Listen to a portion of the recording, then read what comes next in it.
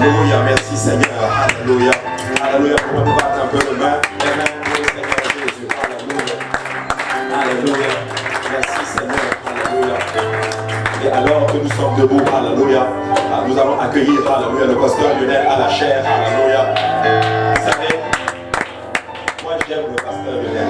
Amen. Amen. Moi j'aime beaucoup le pasteur Lionel. C'est un homme de Dieu extraordinaire. C'est quelqu'un qui est très intègre. C'est un homme fidèle. Et c'est un homme qui craint l'Éternel. Tu sais, quand je parle avec le pasteur Lionel, je sais qu'il aime Dieu et il craint l'Éternel. Alléluia, je le considère beaucoup comme un aîné. Et je sais que le Seigneur a une parole, alléluia, pour l'église aujourd'hui. J'aime beaucoup Maman Nancy. J'aime les enfants. Alléluia. Alléluia. Alléluia. Ils ont fait vraiment le sacrifice pour être là aujourd'hui. Alors je vais demander à l'église de laisser ouvrir votre cœur et recevez la parole du Seigneur. Je sais que le Seigneur va bénir, alléluia, l'église à travers son serviteur aujourd'hui. Pasteur Lionel, viens prendre ta liberté, prêche la parole du Seigneur.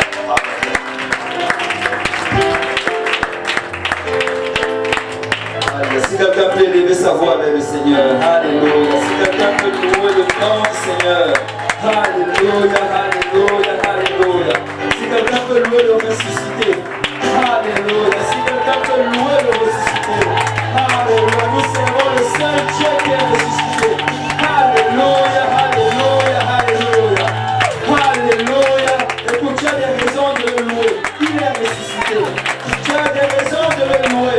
Il est vivant. Nous ne servons pas un Dieu mort. Nous ne servons pas un Dieu qui a des oreilles et qui n'entend pas, qui a des yeux et qui ne voit pas. Et quand tu le loues, il t'entend. Un Dieu aime ta voix vers lui. Il fait des signes et des bénédictions. Et sa présence est parmi nous. Alléluia, alléluia, alléluia. Oui Seigneur, oui Seigneur, oui Seigneur. Alléluia, alléluia. Alléluia Jésus. Alléluia. Alléluia. Alléluia. Vous savez, ça c'est la chose la plus noble. Amen. Ça c'est la chose la plus excellente. Il n'y a rien de mieux que de servir le Seigneur. Amen. Je vais le répéter, j'ai l'impression qu'il y a des gens qui doutent. Il n'y a rien de mieux que de servir le Seigneur. Amen. Alléluia. C'est la meilleure des choses sur la face de la terre. Alléluia. Rien n'est comparable à cela.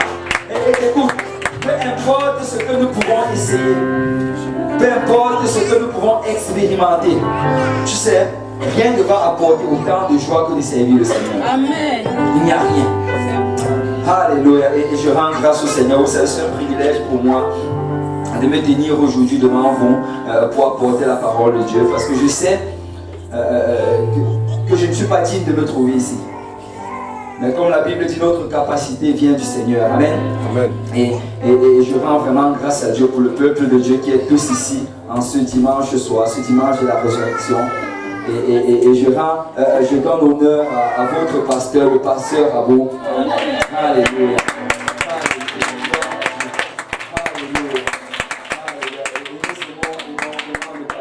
Nous aimons énormément la sœur Alice.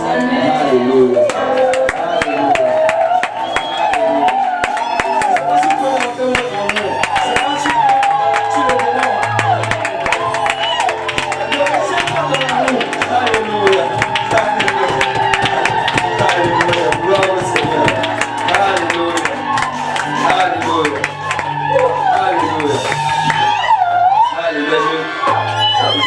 Je me rappelle toujours du pasteur Abou parce qu'on se connaissait même avant le Seigneur. Et je me rappelle, on se croisait souvent dans les couloirs à Polytechnique. Et en ce moment-là, j'étais plongé dans le monde. J'étais dans ce train-là dont le conducteur était le diable, comme la Bible dit. Et je ne savais pas où j'allais. Mais tu sais, j'ai rencontré le pasteur Abou là-bas et on ne se connaissait peut-être pas de nom, mais on s'était déjà croisés dans des terrains de soccer et on se connaissait des villages. Et quand je le voyais passer, d'habitude il allait passer avec sa natte.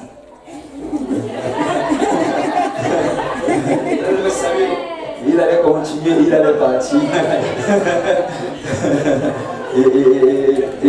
Et je le voyais, je savais que non, lui c'est un bon musulman. Je n'avais aucun doute par rapport à cela. Et je sais qu'à un moment il essaie même déjà pousser la barre. Mais regardez ce que le Seigneur a fait. Regardez ce que le Seigneur a fait. Alléluia, alléluia, alléluia. Parce que le Seigneur peut te sortir. Alléluia, et t'établir. Alléluia, alléluia. Et je rends grâce à Dieu. Parce qu'aujourd'hui, c'est un enseignant extraordinaire de la parole de Dieu. Alléluia, c'est l'un de mes meilleurs enseignants. Alléluia. Et vous êtes bénis d'avoir le pasteur Abou. Amen. Tout le monde dit que tu es béni d'avoir le pasteur. Et vous êtes bénis d'avoir la sœur Alice. Alléluia. Parce que c'est une femme de Dieu. Amen. C'est une femme de Dieu. Et je veux vraiment vous encourager sur une note un peu plus sérieuse de beaucoup prier pour votre pasteur. Amen. Et ils ont besoin de vos prières.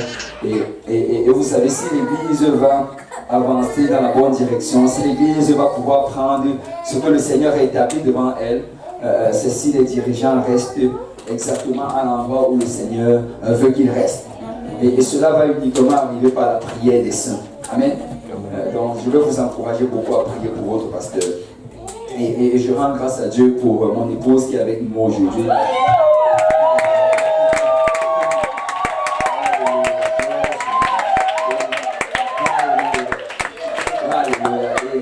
Et bon, alléluia, vous savez, j'ai réalisé quelque chose depuis que je sais le Seigneur.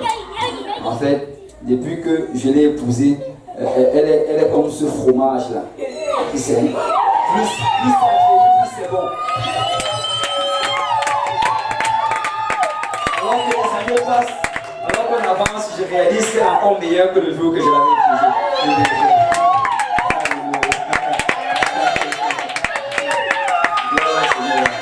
Alléluia, gloire au nom du Seigneur, alléluia. Qui est content que notre Dieu vit. Alléluia. Qui est content que Jésus est ressuscité. Alléluia, alléluia. Alléluia. Sans plus tarder, nous allons aller dans nos Bibles. Et je donne l'honneur également au pasteur Kaosi. Alléluia. Et est un homme extraordinaire dans le Seigneur. Et il est venu prêcher à notre église à Saint-Michel aujourd'hui. Et on a été énormément bénis. Alléluia. Donc je vous remercie de l'avoir prêté.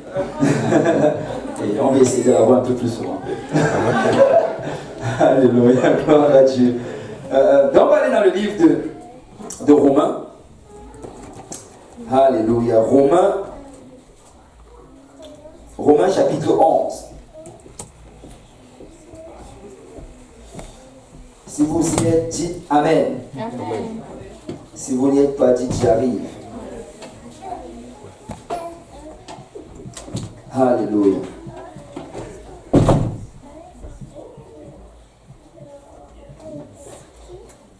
Romains chapitre... Désolé, ma Bible a tourné rapidement. C'est Romains chapitre 9. Romains chapitre 9. Et on va aller directement à partir du verset 11. Alléluia. Romains 9, verset 11. La Bible dit, car, quoique les enfants ne fussent pas encore nés, et qu'ils n'eussent fait ni bien ni mal, afin que le dessein d'élection de Dieu subsistât sans dépendre des œuvres et par la seule volonté de celui qui appelle. Il fut dit à Rebecca, l'aîné sera assujetti au plus jeune, selon qu'il est écrit, j'ai aimé Jacob et j'ai haï Ésaü. Verset 14, que dirons-nous donc? Y a-t-il en Dieu de l'injustice? Loin de là, car il dit à Moïse, je ferai miséricorde à qui je fais miséricorde, et j'aurai compassion de qui j'ai compassion. Ainsi donc, cela ne dépend ni de celui qui veut, ni de celui qui court, mais de Dieu qui fait miséricorde. Et il continue encore, regardez le verset 17. Car l'Écriture dit à Pharaon, je t'ai suscité à dessein pour montrer en toi ma puissance et afin que mon nom soit publié dans toute la terre. Ainsi, il fait miséricorde à qui il veut et il endurcit qui il veut. Alléluia. Alléluia. Et ça, c'est un passage qui, très souvent, on ne prêche pas dessus, ou bien très souvent, on l'évite.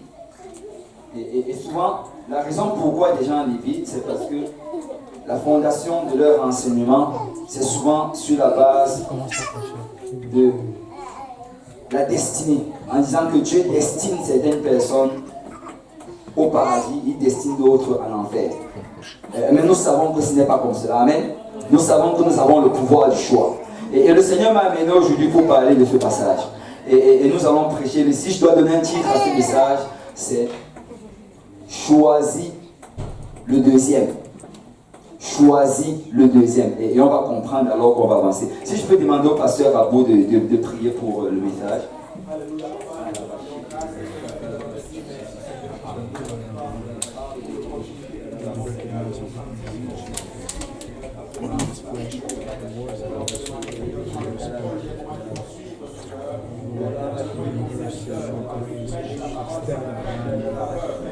Cover us with Jesus. Cover us with your blood, O God, and your Spirit of silence. Teach us, O Lord. Alléluia. Si on peut battre nos mains pour le Seigneur. Alléluia. Alléluia. Que béni soit le Seigneur. Alléluia. Que Dieu s'assoie dans la présence du Seigneur. Alléluia. Dans le livre de Genèse, on nous parle du commencement. C'est si tu cherches l'origine de toute chose, ça se trouve dans le livre de Genèse. Amen. Et écoute, l'origine de toute chose que tu pourras vouloir savoir sur cette terre. Si tu lis Genèse chapitre 1 jusqu'au chapitre 50, tu vas trouver l'origine dans ces passages. Mais vous savez, quand on va dans Genèse chapitre 1, au verset 1, la Bible dit: au commencement, Dieu créa les cieux et la terre. Et dès le premier chapitre, on nous présente deux choses. On nous présente deux dimensions, le ciel et la terre. Et le ciel et la terre, quand le Seigneur nous le présente, il essaie de nous faire comprendre au travers de cela que c'est deux choses complètement différentes. Autres sont les choses du ciel, autres sont les choses de la terre. Amen. Vous savez, la Bible dit que la chair et le sang ne vont pas hériter du royaume des cieux. Parce que autres sont les choses de la terre, autres sont les choses du ciel. Et quand le Seigneur parlait à Nicodème une fois, il lui a dit: c'est pourquoi je t'ai dit que tu dois naître de nouveau. Parce que ta chair ne va pas hériter du royaume des cieux. Écoute, tu es d'abord né de la chair, mais il faut que tu naisses de l'esprit. Parce que autres sont les choses de la terre et autres sont les choses du ciel. Amen. Et le Seigneur fait une séparation ici. Parce qu'en réalité, le chiffre numéro 2, dans la numérologie biblique, parce qu'il y a une certaine... Quand quelqu'un étudie les nombres, il réalise que les nombres, en fait, dans la Bible, ça a une signification. 1, on sait que le 1, c'est le nombre de l'unité, le nombre de Dieu, un seul Dieu. Et 2, en fait, c'est le nombre de la séparation. Et ici, le Seigneur sépare. Il dit: il y aura le ciel, il y aura la terre. Mais si tu vas un peu plus loin, au verset 3, il dit: Dieu dit que la lumière soit et la lumière fut.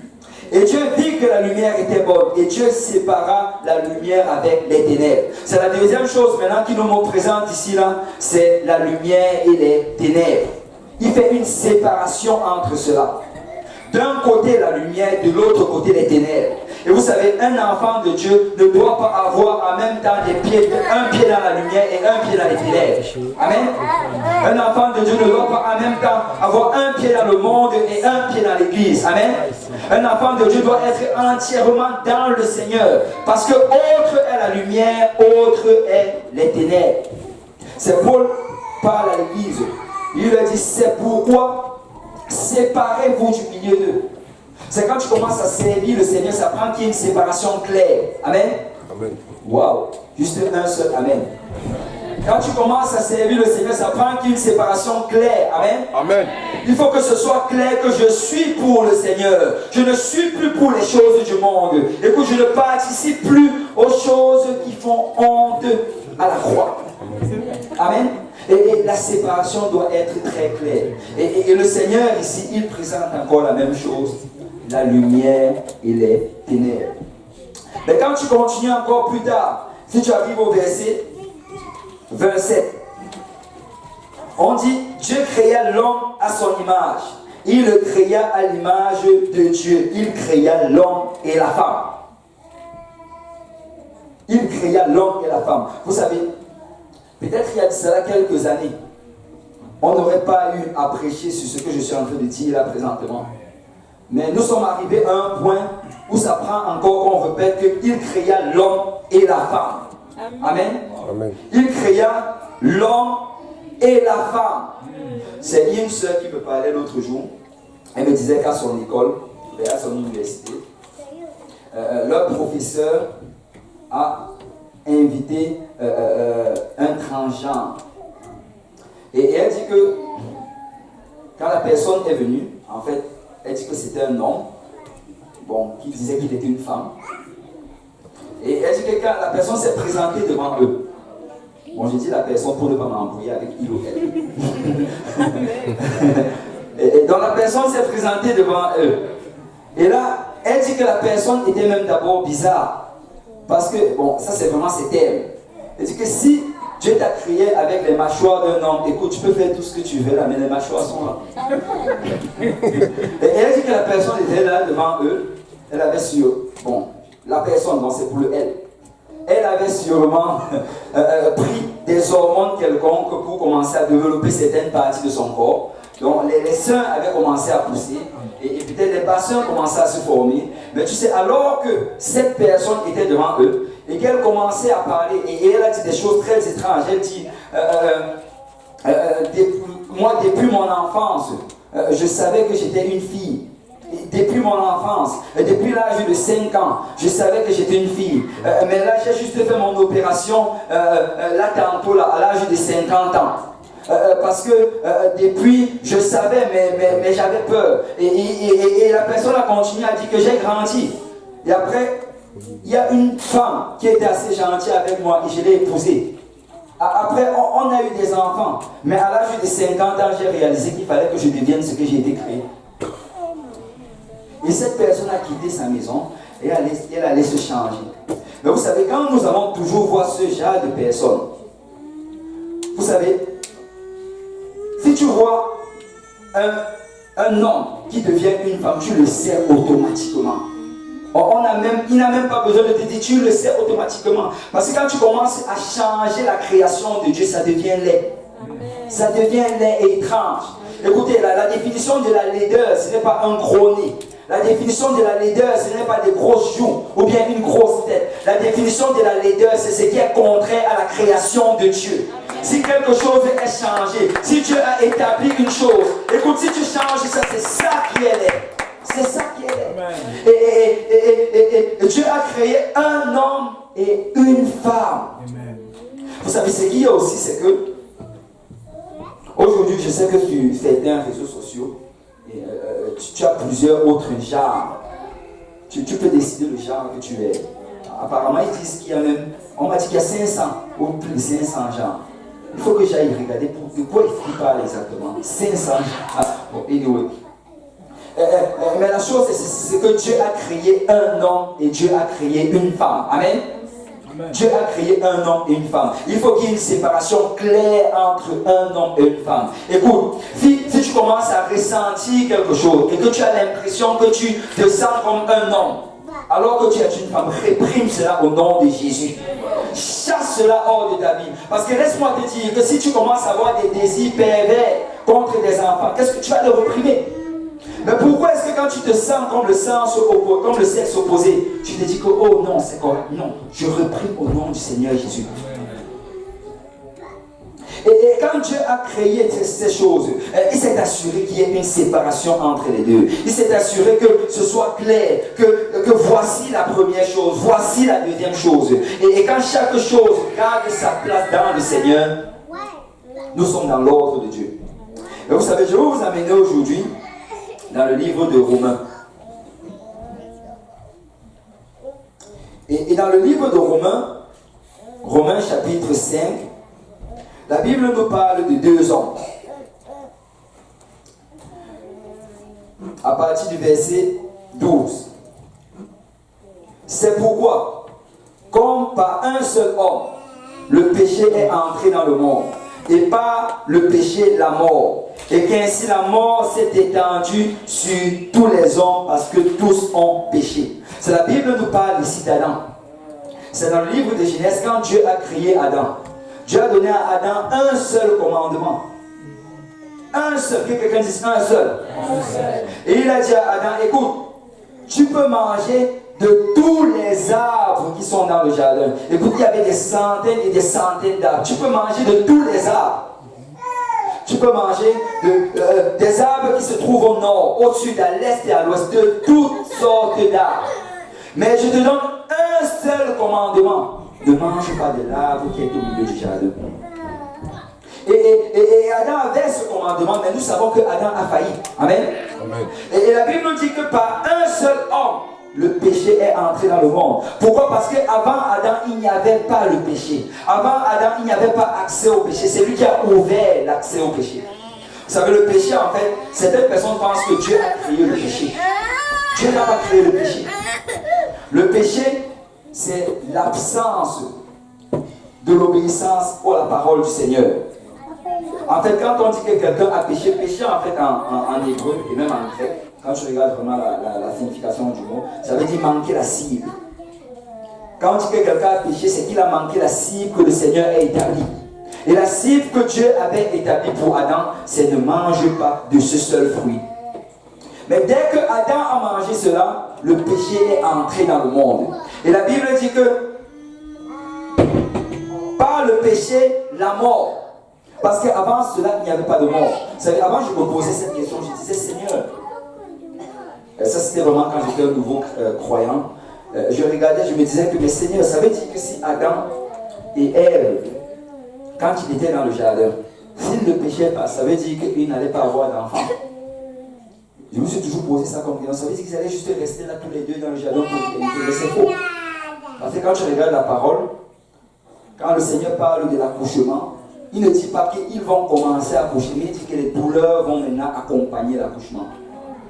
Donc réellement, si Adam n'avait pas péché, on allait tous être au paradis sans péché. Et aucune femme n'allait souffrir lors de l'accouchement. Que les sœurs disent amen. mais quoi qu'il en soit, regardez ceci. On dit que quand c'est entré également la mort. Parce que la mort est venue par le péché. Et qu'ainsi la mort s'est étendue sur tous les hommes parce que tous ont péché. Tu sais, la Bible dit ici que nous avons hérité du péché d'Adam. C'est quand nous sommes nés déjà pécheurs. Écoute, nous ne devenons pas pécheurs, nous naissons pécheurs. Parce que nous avons hérité du code génétique corrompu d'Adam. Et c'est pourquoi la Bible dit que quand tu viens en Christ, le Seigneur te régénère. Il remet ton code génétique en place. Amen. Et on nous dit ici par la suite que, parce que tous ont péché, ils ont hérité de cela, ils ont commencé à faire comme leur père. Il dit, car jusqu'à la loi, le péché était dans le monde. Or, le péché n'est pas imputé quand il n'y a point de loi. Cependant, la mort a régné depuis Adam jusqu'à Moïse, même sur ceux qui n'avaient pas péché par une transgression semblable à celle d'Adam, lequel est la figure de celui qui devait venir. Et écoute, la Bible dit ici que depuis Adam jusqu'à Moïse, il n'y avait pas de loi. Amen. Nous savons que la loi est venue avec Moïse. Mais vous savez, même s'il n'y avait pas de loi, même si le péché n'était pas imputé, les hommes mourraient pareil. Parce que je veux te dire aujourd'hui que si tu viens à peine d'arriver ici au Canada et que tu vas à droite au feu rouge dans les rues de Montréal, tu sais, même si tu ne connaissais pas la loi, tu vas recevoir un petit peu. Amen. Et la Bible dit que les gens mouraient, même si la loi n'était pas écrite. Mais vous savez, il dit que pas, regardez, c'est là, et la fin, il dit, par une transgression semblable à celle d'Adam, lequel est la figure de celui qui devait venir. Et je vais en revenir. Mais regardez à partir du verset 15, mais il n'en est pas du don gratuit comme de l'offense. Car si par l'offense d'un seul, il en est beaucoup qui sont morts, il y a plus forte raison la grâce de Dieu et le don de la grâce venant d'un seul homme, Jésus-Christ, ont été abondamment répandus sur beaucoup. C'est ici, il dit ceci, que un a apporté l'offense, un a offensé le Seigneur. Et à cause de son offense, beaucoup sont morts. Mais il dit que quand le Seigneur Jésus, lui, vient, par exemple, qu'est-ce qui se passe? Par nos offenses, nous pouvons hériter de sa justice. Et là, Paul continue à parler, et je vais bientôt arriver à mon point. Et il dit, il n'en est pas du don comme de ce qui est arrivé par un seul qui a péché. Car c'est après une seule offense que le jugement est devenu condamnation, tandis que le don gratuit devient justification après plusieurs offenses. Et si par l'offense d'un seul, la mort a régné par lui seul, à plus forte raison, ceux qui reçoivent l'abondance de la grâce et le don de la justice régneront dans la vie par Jésus-Christ, lui seul. Tu sais, ce que Paul est en train de dire ici, c'est quand on regarde la création de Dieu. Je ne sais pas, j'aurais besoin de l'aide de deux personnes. Si le frère Stéphane et le frère Achille peuvent venir. Je crois qu'on va le faire ici, ça va être un peu plus visible. Et quand on regarde la création de Dieu, la Bible nous dit que quand Dieu regarde la face de la terre, il regarde et il voit deux personnes, il voit deux pères. On parle du premier qui est Adam, et on parle du deuxième qui est Jésus. Et c'est pourquoi la Bible dit que Adam était l'image de celui qui devait venir. Ça veut dire en fait que quand le Seigneur créait Adam, il avait déjà en tête à quoi allait ressembler Jésus-Christ. Amen. Et quand il regardait, il savait. C'est quand on fait souvent l'étude biblique que les gens posent cette question. Mais pasteur, Dieu connaît toutes choses. Amen. Dieu est omniscient. Amen. Alors, Dieu, ça veut dire qu'il savait que nous avions péché. Amen. Amen. Dieu savait que Adam allait manger de ce fruit. Amen. Dieu savait que nous allions pécher peut-être la semaine dernière. Amen. Ou même aujourd'hui pour certains. Amen. Donc Dieu le savait. Et la question maintenant que les gens me posent, c'est, écoute, si Dieu savait cela, pourquoi est-ce qu'il a mis l'arbre du fruit de la connaissance du bien et du mal? Pourquoi le mettre? Et la réponse est très simple. C'est une question de choix. Vous savez, quand il n'y a pas de choix, il n'y a pas d'amour. Amen. Amen. Amen. S'il n'y a pas de choix, il n'y a pas d'amour. Écoute, si tu prends, si le frère Achille, par exemple, si il était allé voir la sœur Agnès. Elle est où la sœur Agnès? Ah ok, elle se cache là-bas. Si il était allé voir la sœur Agnès avec un AK-47. Sœur Agnès, tu m'épouses ou je te tue.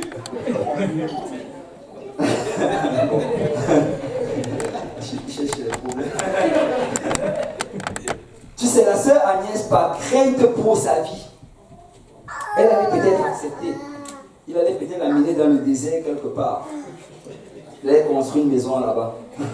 Il allait vivre avec elle, avec des fils barbelés partout. C'est par crainte de sa vie, elle allait se lever le matin, elle allait faire à manger, elle allait lui apporter sa table, laver ses vêtements, faire tout parce qu'elle allait avoir en vue la Kalashnikov. Il était caché quelque part. Mais vous savez, malgré le fait qu'elle allait faire tout cela, il n'y aurait pas eu d'amour. Il n'y aurait pas eu d'amour. Elle allait le faire par obligation. Et vous savez, si Dieu a mis cet arbre au milieu du jardin, c'est parce que ça prend le choix pour qu'il y ait de l'amour.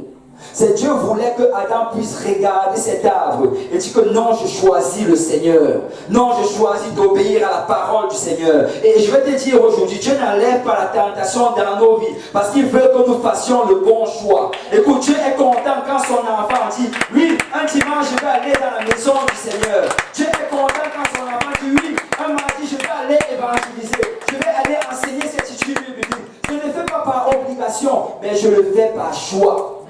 Je ne fais pas choix. Et ça prenait le choix. Et vous savez, quand Dieu l'a fait, la Bible nous dit dans Genèse chapitre 2, quoi, c'est le verset 16, il y avait deux arbres au milieu du jardin. Il y avait l'arbre de la connaissance du bien et du mal qu'on connaît. Il y avait également l'arbre de la vie. Amen. Et il y avait deux arbres. Donc l'homme avait le choix de soit prendre l'arbre de la vie ou l'arbre de la connaissance du bien et du mal. Donc ça prend le choix pour qu'il y ait une relation. Mais vous savez, quand Dieu a fait cela, il savait que l'homme allait faire le mauvais choix. Il savait que l'homme allait désobéir. Parce que nous avons cette tendance-là à vouloir prendre des choses qu'on nous empêche de prendre. Il le savait. Mais tu sais, Dieu ne pouvait pas s'empêcher de le faire. Mais avant de le faire, Dieu avait Alléluia. Avant de le faire, alléluia, gloire au Seigneur. Avant de le faire, il avait déjà prévu le moyen de nous sauver. Parce que la Bible dit que Adam, c'est l'image de celui qui devait venir. Quand il était en train d'arranger Adam, il était en train de penser à quoi allait ressembler Jésus. Amen. Et il savait à quoi allait ressembler Jésus. Et vous savez, la Bible, quand tu étudies le livre de Romains, tu réalises en fait que quand tu regardes, il ne voit que deux personnes. Il voit Adam et il voit Jésus. Et tu sais, quand Dieu regarde,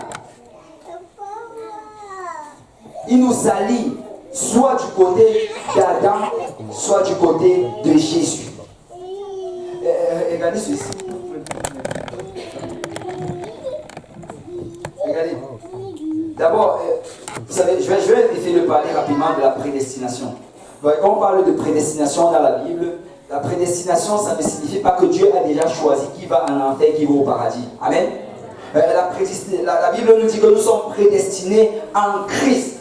Ça veut dire que Dieu a déjà choisi que ceux qui sont en Christ vont au paradis, ceux qui ne sont pas en Christ vont de l'autre côté. Amen. Et quand Dieu regarde, en fait, il voit toute la création soit en Christ, soit en Adam. Et il n'y a pas de milieu avec cela. C'est pourquoi quand on lit ce passage, on voit, il dit que tous sont nés en Adam. Tous ont hérité d'Adam. Mais là maintenant, quand tu viens en Christ, tu reçois l'abondance de la grâce. Quand tu viens en Christ, tu reçois l'abondance de la justice. Et quand Dieu regarde, soit tu te trouves en Christ, soit tu te trouves en Adam. C'est les seules voies. Et ceux qui vont être en Christ vont aller au ciel. Ceux qui vont être en Adam vont aller en enfer. Parce que le péché ne va pas aller au ciel. Mais vous savez, quand tu continues à étudier la parole de Dieu, dans le livre qu'on a lu tantôt, dans Romains chapitre, dans Romains chapitre 11, Romains chapitre 9, Paul commence à parler de ces choses. Et alors qu'il parle de cela, il commence à toucher certains sujets sensibles. Il commence à parler aux Juifs. Il dit aux Juifs que, écoutez, aujourd'hui, la grâce de Dieu se trouve chez les païens. Aujourd'hui, le Seigneur est en train d'agir chez les païens. Vous étiez les premiers qui l'avaient pris. Mais aujourd'hui, c'est plutôt de l'autre côté qu'il est en train d'agir.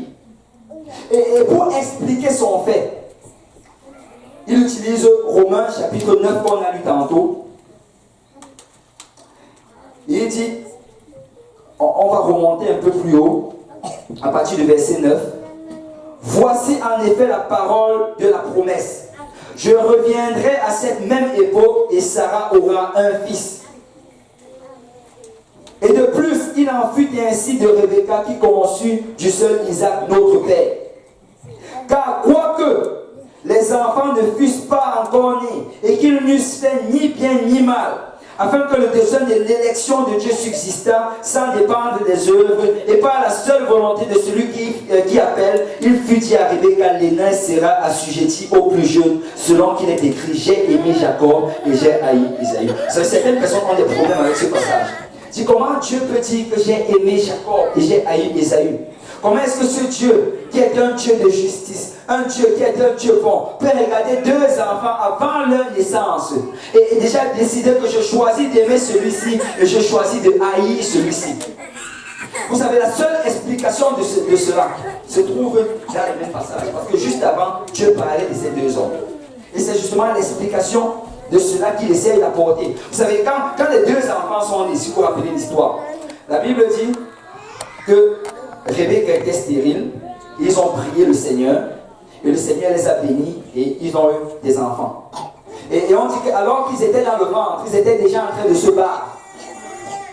Et là, finalement, à la naissance, Ésaü est sorti en premier, mais Jacob tenait son pied quand il sortait, comme s'il voulait le tirer pour sortir en premier. Et on dit que par la suite, quand ils sont sortis, finalement, on a appelé le deuxième Jacob. Pourquoi? Parce qu'il voulait être un escroc. Et la Bible dit que par la suite, qu'est-ce qui s'est passé? Nous, vous connaissez l'histoire. Un jour, Jacob avait fait à manger. Ésaü est rentré. Et là, Ésaü lui a demandé à manger et Jacob, qui était intéressé par le droit d'aînesse, a dit, si tu me donnes ton droit d'aînesse, ben je te donnerai ma soupe. Et là, Ésaü, parce qu'il méprisait le droit d'aînesse, parce qu'il n'était pas intéressé par les choses de Dieu, il a cédé son droit d'aînesse. Et là, dès ce jour-là, devant le Seigneur, Jacob était le premier et Ésaü était le deuxième. Mais la Bible nous dit que ces choses ne sont pas arrivées par hasard. La Bible dit qu'avant même qu'il ne naisse, le Seigneur savait déjà que Jacob aura la prééminence. Jacob sera le premier. Jacob va hériter des promesses de son père parce qu'il va avoir le droit d'aînesse.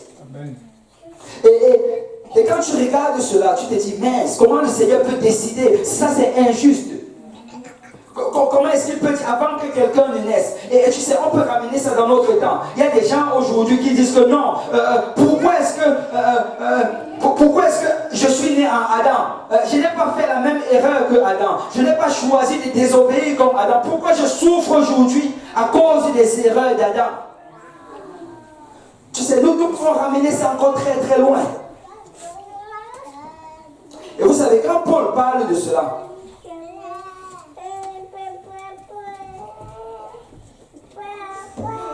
moi j'aime la manière comment est-ce qu'il aborde. Je n'ai pas le passage ici, mais il dit à un endroit, non j'ai le passage à partir du verset 20. Il dit, oh, toi plutôt, qui es-tu pour contester avec Dieu? Le vase d'argile dira-t-il à celui qui l'a formé, pourquoi m'as-tu fait ainsi? C'est Paul d'abord, avant même de donner l'explication, il dit d'abord à quelqu'un, qui es-tu?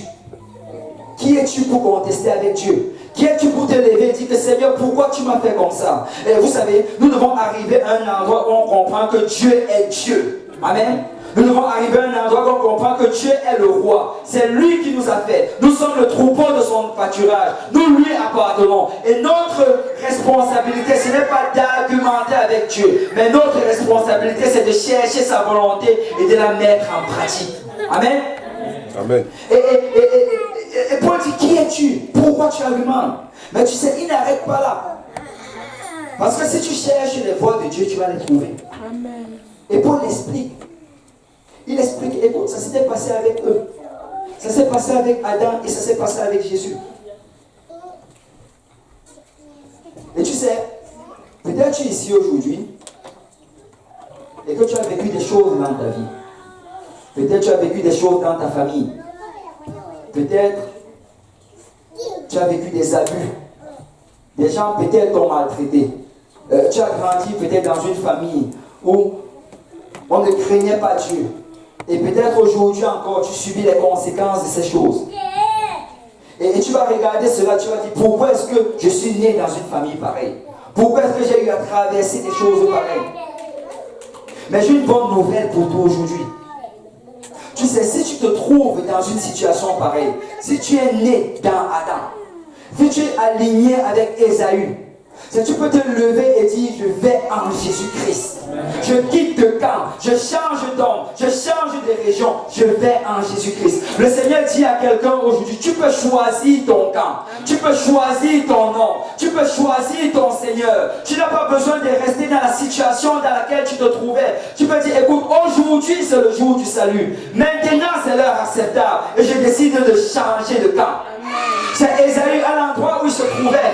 Écoute, il avait peut-être regardé et dit, oh, pourquoi est-ce que je suis né comme ceci? Pourquoi est-ce que j'ai été le premier? Et là maintenant, je dois laisser ma place au deuxième. Et je n'hérite pas des promesses de Jacob, d'Abraham. Ces promesses qui ont été transmises à Isaac et à Jacob. C'est Ésaü, au lieu de se poser toutes ces questions, il aurait tout simplement dit, vous savez quoi? Je change de nom. Je m'appelle Jacob.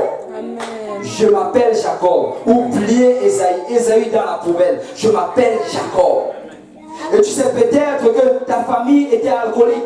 Mais tu peux t'élever aujourd'hui, je m'appelle Jésus. Amen. Peut-être que ta famille vivait dans toute forme de débauche. Mais tu peux dire aujourd'hui, je m'appelle Jésus. Je change de famille. J'appartiens à une nouvelle lignée. J'appartiens à un nouveau peuple. Le peuple des rachetés et des régénérés. Je veux dire à quelqu'un aujourd'hui que tu peux choisir le deuxième homme. Tu peux choisir le deuxième homme. Dieu te donne le choix aujourd'hui. Vous savez, le premier homme est mort. Il est resté dans la tombe. Mais le deuxième homme est ressuscité. La tombe n'a pas pu le retenir. Le premier homme, il a abandonné son épouse. Mais le deuxième homme est allé à la croix pour son épouse. Le premier homme, il a désobéi à la parole de Dieu. Mais le deuxième homme a obéi. Il a obéi jusqu'à la mort. Et aujourd'hui, si tu décides d'entrer dans le deuxième homme, tu vas hériter des promesses du deuxième homme. Vous allez vous asseoir. Alléluia. Je veux dire à quelqu'un aujourd'hui que tu as le choix. Tu as le choix. Le choix n'est pas en Jésus. Dieu t'a déjà choisi. C'est quand il allait à la croix. C'est toi qui le regardais. Il avait ton nom dans la pensée. C'est souvent dit que Jésus est allé mourir à la croix pour nos péchés. Vous savez, j'aime bien quand on ramène ça au personnel. Dieu est allé mourir à la croix pour mes péchés.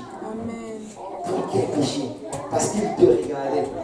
Et tu sais, en le faisant, il espérait qu'un jour, tu allais décider, je choisis le deuxième homme. Je choisis Jésus.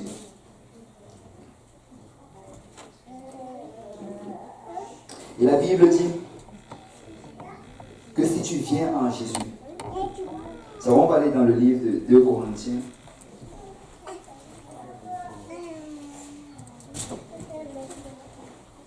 Corinthiens chapitre 5.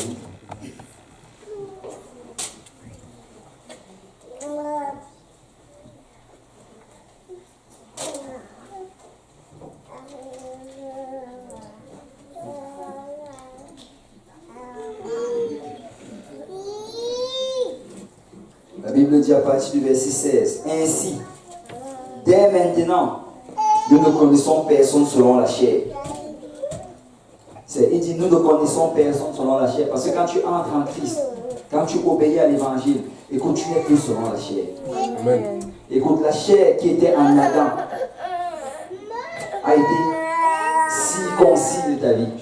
Maintenant, quand tu te trouves en Jésus-Christ, tu commences à marcher selon l'esprit. Il dit, nous ne connaissons personne selon la chair. Tu sais, peu importe ce que tu as fait dans le passé, aujourd'hui, en Christ, tu es une nouvelle créature. Peu importe ce à quoi tu as fait face, aujourd'hui en Christ, nous ne te connaissons plus selon la chair. Écoute, le pasteur Abou, je ne le connais plus selon la chair. Peut-être qu'il était comme cela avant, mais aujourd'hui c'est en Jésus-Christ que je le connais. Amen. Il dit, si nous avons connu Christ selon la chair, maintenant nous ne le connaissons plus de cette manière. Si quelqu'un est en Christ, il est une nouvelle créature. Les choses anciennes sont passées. Voici, toutes choses sont devenues nouvelles. Vous savez, ce passage, souvent, on le lit juste à la légère. Mais c'est important qu'on saisisse la profondeur de ce passage. La Bible dit que si quelqu'un est en Christ, si quelqu'un est en Christ, vous savez, beaucoup de gens réclament le fait d'être une nouvelle créature sans être en Christ. Ça signifie quoi être en Christ? Vous savez, Galates chapitre 3, verset 27, la Bible nous dit que tous ceux qui ont été baptisés en Jésus-Christ ont revêtu Christ. Ça veut dire que quand tu te fais baptiser, quand on te baptise au nom de Jésus, c'est en ce moment-là que tu entres en Christ. C'est avant le baptême, tu n'es pas en Christ. Peut-être tu peux avoir une relation avec le Seigneur. Peut-être le Seigneur peut te toucher de temps en temps. Mais pour être en Christ, ça prend d'être baptisé au nom de Jésus-Christ. Et la Bible dit que quand tu es en Christ, tu es une nouvelle créature. Écoute, tu n'es plus cette créature qui est née de tes parents et qui a hérité tous les défauts d'Adam. Tu es une créature qui est née en Christ et qui hérite de toutes les promesses de Christ et qui hérite de tous les attributs de Christ et de toute la justice de Christ. Et que le Seigneur impute en toi sa bonté, son amour et ta paix. Amen. Vous savez, quand moi je fais ma prière quotidienne chaque matin, je dis du Seigneur, impute en moi aujourd'hui ton amour. Parce que je sais que par moi-même je ne peux pas aimer. Impute en moi aujourd'hui ta paix, parce que je sais qu'en moi je ne peux avoir la paix. Impute en moi aujourd'hui, Seigneur, ta justice, parce que je sais qu'en moi-même je ne peux produire aucune justice. Mais parce que nous sommes en Christ, nous pouvons faire comme Christ. Amen. Écoute, n'essaie pas de servir le Seigneur si tu n'as pas obéi à l'évangile. Ça va toujours être des hauts et des bas. Écoute, si tu veux être fidèle, en ligne avec le Seigneur, entre en Christ. Amen. Entre en Christ.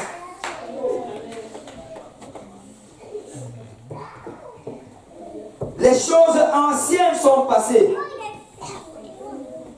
Les choses anciennes sont passées. Écoute, la prochaine fois que le diable vient pointer sur une chose ancienne, dis que c'est passé. Écoute, tu as frappé à la mauvaise adresse. Les choses anciennes sont passées. Voici, toutes choses sont devenues nouvelles. Et tout cela vient de Dieu, qui nous a réconciliés avec lui par Christ et qui nous a donné le ministère de la réconciliation. Parce que dès le moment que tu entres en Christ, tu es réconcilié. C'est l'offense que Adam avait faite. Comme le Seigneur les avait chassés hors du jardin. Et la Bible dit qu'il y avait 2 chérubins qu'on a mis devant le jardin. Pour leur 2 chérubins avec une épée flamboyante, une épée de feu. Et on les a mis devant le jardin pour les empêcher d'entrer. Et vous savez, cette offense d'Adam nous a privés de l'accès du jardin. Mais la Bible dit que quand le deuxième homme vient, qu'est-ce qu'il fait? Alors qu'il meurt à la croix, il crie, tout est accompli. Et la Bible dit que le voile du temple se déchire en deux. Parce que ce qui avait été fermé en Adam a été ouvert en Christ. Et la Bible dit que nous sommes co-héritiers avec Christ. Ça veut dire que dès le moment que nous sommes en Christ, toutes les promesses de Christ, toute la puissance de Christ commence à nous être accessible. Et alors que nous avons cela, nous entrons dans le ministère de la réconciliation. C'est les mêmes choses que Christ a fait. En nous réconciliant avec Dieu, nous pouvons le faire aux autres. Car Dieu était en Christ, réconciliant le monde avec lui-même. La Bible dit que Dieu était en Christ. Écoute, ce n'était pas une autre personne qui est venue, mais c'est Dieu lui-même qui est venu en Christ pour te réconcilier avec lui-même. En n'imputant point aux hommes leurs offenses, il a mis en nous la parole de la réconciliation. Le verset 20, la Bible dit, nous faisons donc les fonctions d'ambassadeurs pour Christ. Comme si Dieu exhortait par nous. Nous vous supplions au nom de Christ, soyez réconciliés avec Dieu. Et celui qui n'a point connu le péché, il a fait devenir péché pour nous, afin que nous devenions en lui justice de Dieu. Alors, si on peut se lever dans la présence du Seigneur.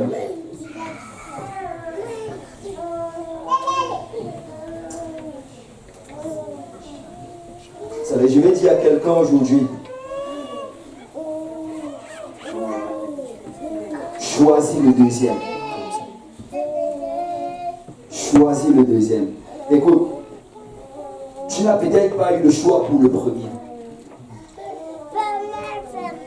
Tu n'as peut-être pas eu le choix pour ce que tu es en train de vivre présentement.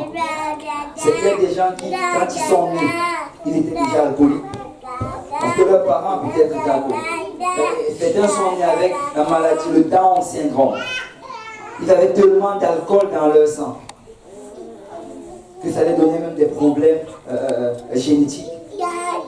Il y a d'autres, j'ai lu l'histoire l'autre jour, un enfant qui était drogué. Il était profondément drogué. Certains naissent dans des familles où la violence est courante. Certains naissent peut-être avec des déficiences. Tu peut-être, je ne sais pas, la sorcellerie dans leur famille. Ou bien des pactes qui ont été faits. Tu sais, tu ne choisis pas la manière comment tu nais. Tu ne choisis pas la famille dans laquelle tu nais. Vous savez, si on avait à choisir nos familles, peut-être qu'on choisirait, je ne sais pas, une famille riche. Nous ne choisissons pas. Si tu avais à choisir, peut-être tu allais choisir que ton père était très très intelligent. Tu allais choisir peut-être que c'est, je ne sais pas, tu allais choisir peut-être une certaine forme physique. Peut-être tu allais vouloir que tes parents aient les yeux bleus ou marrons. Ou verts. Nous ne choisissons pas le premier.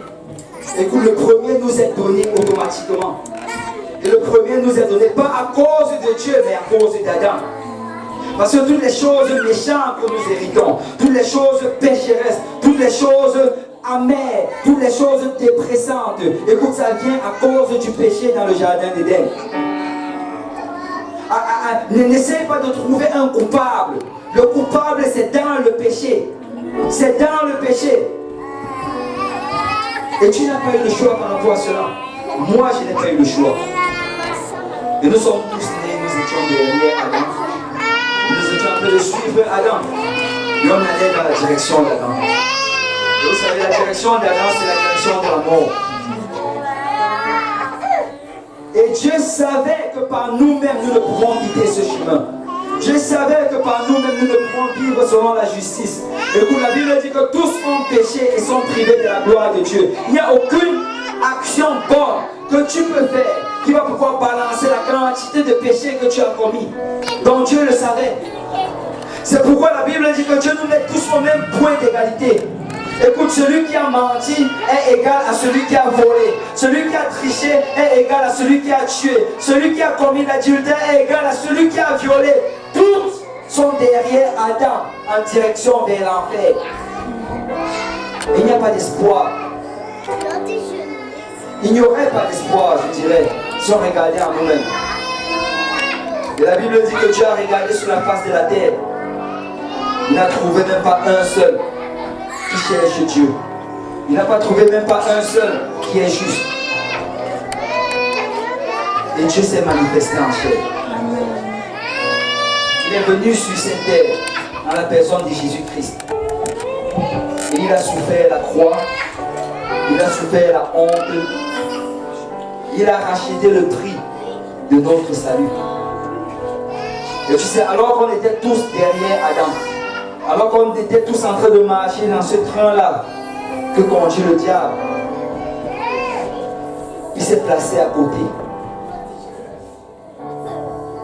Et il a dit, écoutez, tout ce que ça va prendre, c'est de quitter le rang d'Adam et faire un pas et t'aligner en Jésus-Christ. Vous savez, le Seigneur a rendu le salut tellement facile. Il y a quelqu'un qui a prêché un jour, il a dit qu'il n'y a que les idiots qui vont en enfer. Parce que Dieu a rendu cela tellement facile. Et pour tout ce que ça prend de prendre un pas sur le côté. Oh oui, je suis né en Adam. Je suis né un menteur, un tricheur. Je suis né en aimant les choses qui sont en abomination devant le Seigneur. Mais aujourd'hui, je change de camp. J'entre en Christ. Oh, Ésaü. Oh, arrête de te plaindre. Arrête. Oh, pourquoi? Juste va en Jacob. Va en Jésus-Christ. Parce que tout ce que ça prend de faire un pas dans le côté. Et je viens dire à quelqu'un aujourd'hui, écoute, peu importe ce à quoi tu fais face. Que ce soit la maladie, que ce soit la dépression, que ce soit la dette, que ce soit l'anxiété, l'inquiétude. Écoute, toutes ces choses sont en Adam. Tout ce que ça prend, c'est de faire un pas vers le deuxième homme. Parce que quand tu rentres en lui, la Bible dit que tu deviens co-héritier avec Christ. C'est peut-être que tu avais tout hérité avec Adam, mais aujourd'hui tu vas tout hériter avec Jésus-Christ. Tu vas hériter de la guérison, tu vas hériter de la restauration, tu vas hériter du salut, tu vas hériter de la paix. Mais ça prend que tu entres en Adam, en Jésus. Et quand tu entres en Jésus, Jésus va faire le reste du travail. Amen. Alléluia. Je me demande si on peut s'avancer. Alléluia. Alléluia. Alléluia. Oui, Seigneur. Oui, Seigneur. Alléluia. Je vais dire à quelqu'un, le deuxième homme est ressuscité. Tu n'as pas besoin de rester derrière le premier homme. Le deuxième homme est ressuscité. Alléluia. Juste entre en Jésus. Demeure en Jésus. Peu importe l'oppression, peu importe la persécution. Reste en Jésus. Parce que Jésus est ressuscité. Et peu importe ce à quoi tu fais face, il va y apporter la vie. Mais entre en Jésus.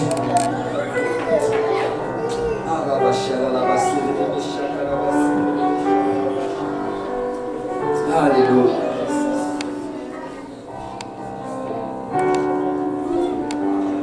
Alléluia, alléluia, alléluia. Si vous êtes là aujourd'hui, alléluia, vous voulez choisir le deuxième, alléluia. Si vous voulez choisir le deuxième, alléluia, vous pouvez faire ce choix aujourd'hui, alléluia. La parole du Seigneur a été prêchée et c'est tout droit venu du Seigneur. Et le Seigneur est en train de dire à quelqu'un aujourd'hui, choisis, alléluia. Tu dois faire un choix. Il est temps de faire un choix. Il est temps de prendre la décision de quitter Adam et d'aller en Jésus-Christ. Alléluia. Vous savez, pendant que le pasteur Hélène était en train de prêcher, regardez ce que le passage que j'ai trouvé. 1 Corinthiens 15, 22 dit ceci. Et comme tous meurent en Adam, de même aussi tous revivront en Christ. Amen. Alors que tous meurent en Adam, nous revivrons en Christ. Alléluia. Je pense qu'on doit juste élever nos voix. Alléluia. On va juste faire une repentance. Alléluia. Nous allons prier et quelqu'un doit juste faire une décision aujourd'hui. Et si vous êtes là aujourd'hui que vous voulez être en Christ, alléluia, comme il a expliqué, alléluia, ça prend 3 étapes. Vous pouvez vous repentir aujourd'hui.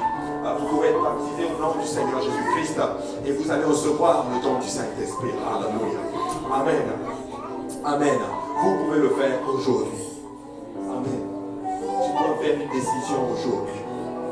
Quelqu'un doit prendre une décision aujourd'hui. Alléluia.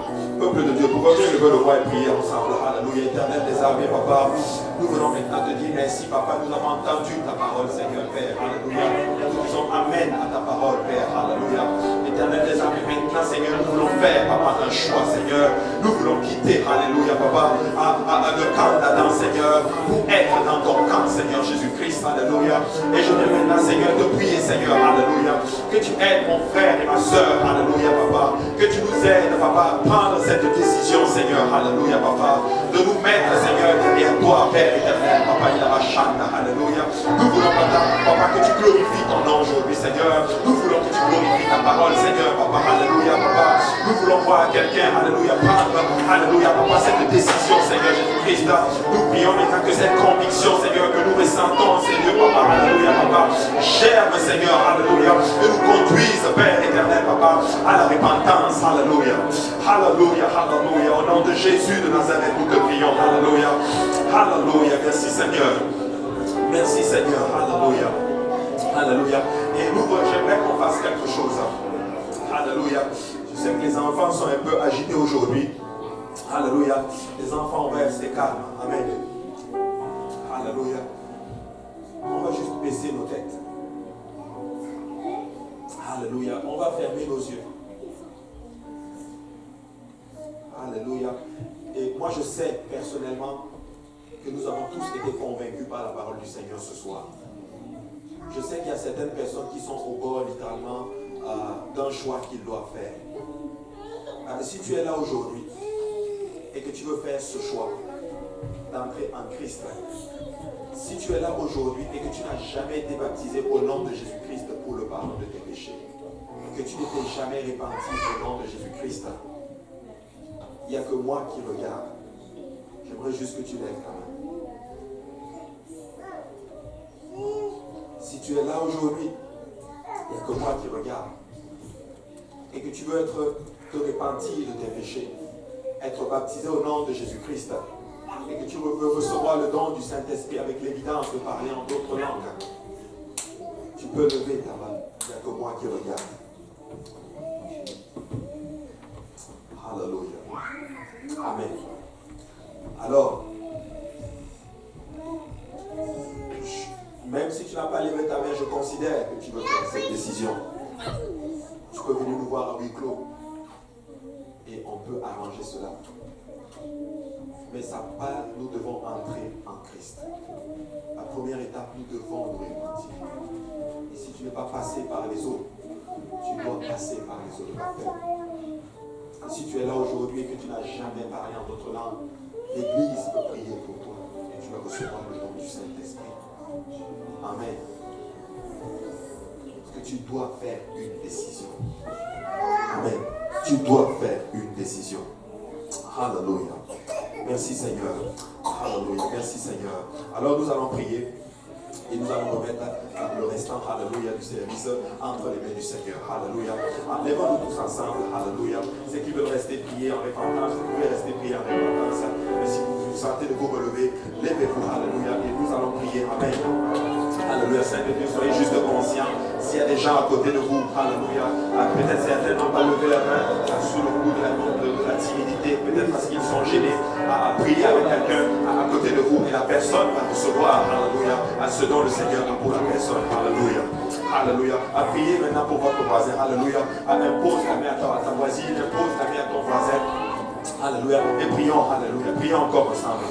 Papa, nous voulons te dire merci encore, Seigneur. Papa, nous voulons encore te remercier encore pour l'œuvre que tu es en train de faire parmi nous, Seigneur Jésus. Alléluia.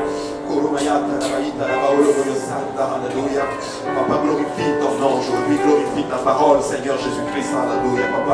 Papa, conduis-nous, Seigneur, encore dans tes voies, Seigneur. Afin que nous puissions rester, Seigneur, derrière toi, Seigneur. Nous ne voulons pas changer de camp, Seigneur, mais nous voulons rester en toi, Seigneur Jésus-Christ. Que ton nom soit béni, Seigneur Jésus. Alléluia. Alléluia, Jésus. Alléluia. Merci, Seigneur Jésus. Alléluia. Alléluia. Merci, Seigneur. Alléluia, Jésus. Alléluia. Alléluia, Jésus. Alléluia. Alléluia, Jésus. Alléluia.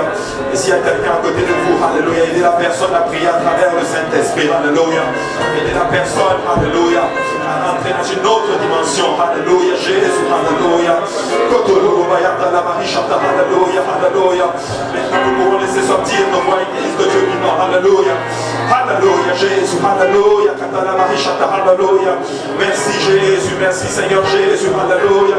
Gloire au nom de Jésus. Gloire au nom de Jésus. Alléluia.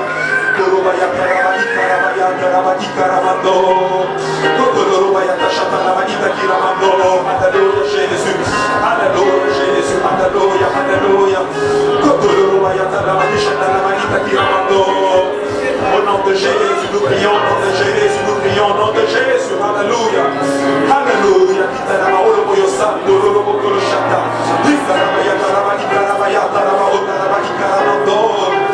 Merci Jésus, merci Seigneur.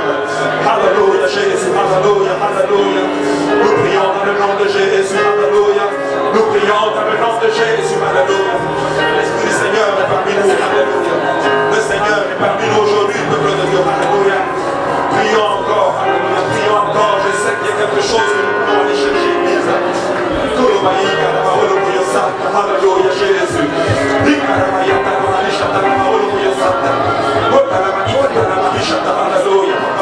Nous voulons faire le bon choix. Nous voulons faire le bon choix. Alléluia.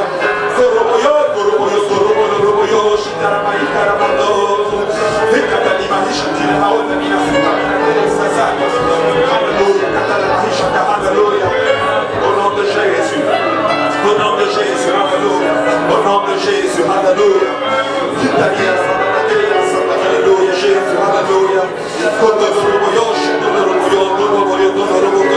Alléluia. L'Esprit du Seigneur est parmi nous. Alléluia. Il y a des gens qui sont en train de prier à travers le Saint-Esprit. Alléluia. L'église reste encore. Alléluia. Concentrée dans la prière. Alléluia. Il y a des bébés dans la balance. Il y a des bébés qui sont en train de naître. Alléluia Jésus. Alléluia Jésus. Alléluia. Alléluia. Alléluia. Au nom de Jésus. C'est ça mon frère. C'est ça mon frère. Alléluia. C'est ça mon frère. C'est ça. C'est le Saint-Esprit que tu ressens.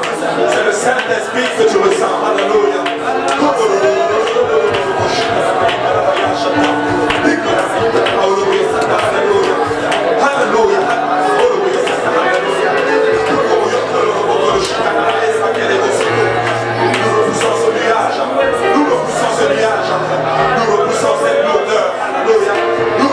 Cette lourdeur dans le nom de Jésus-Christ. Il y a des gens qui sont en train de monter spirituellement. Il y a des gens qui sont en train de monter spirituellement. Alléluia. L'église de Dieu monte. Alléluia. Il y a un lugar spirituel qui va nous empêcher d'atteindre ce que le Seigneur veut faire pour nous. Alléluia. Nous repoussons cela dans le nom de Jésus-Christ. Nous repoussons cela dans le nom de Jésus-Christ. Alléluia. Merci Jésus. Merci Seigneur. Merci Jésus. Merci Jésus.